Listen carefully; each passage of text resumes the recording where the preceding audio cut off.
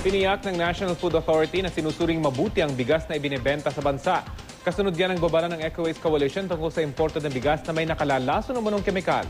Balita hatid ni Tina Panganiban Perez. Sa inaasahang pagdating sa bansa ng mga imported na bigas, may panawagan ng Ecowaste Coalition. I-testing ang mga ito para masigurong walang nakalalasong kemikal.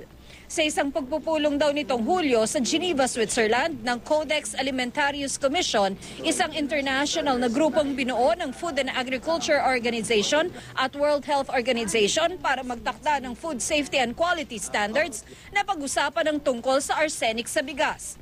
Ang arsenic ay isang nakalalasong kemikal na nakukuha sa lupa at tubig. Nakaka-cancer ito.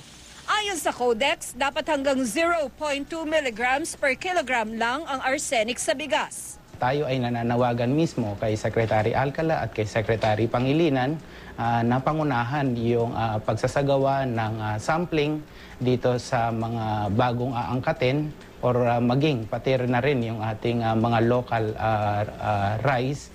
Tiniyak naman ng National Food Authority o NFA na matagal nang tinetesting ang mga bigas na binebenta sa bansa. Kung inangkat ang bigas sa ibang bansa, mangongontrata ang NFA roon ng isang inspector at surveyor company na susuri sa bigas. Pagdating ng bigas dito, panibagong testing ulit ang gagawin. Pagpasok pa lang sa barko for loading, mayroong testing na ginagawa niya na sa mga contaminants at saka yung mga foreign matters. No? Pagdating naman dito, our regional laboratories will conduct also the testing. At pagdating ng bigas sa palengke, may random testing ulit. Lahat po ng bigas ng NFA is safe for consumption. Kaya naman ang nagtitinda at bumibili ng bigas sa palengke, panatag ang loob sa kanilang kinakain.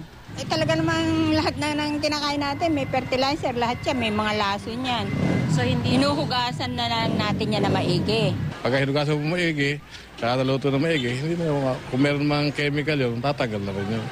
Tina Panganiban Perez, GMA News.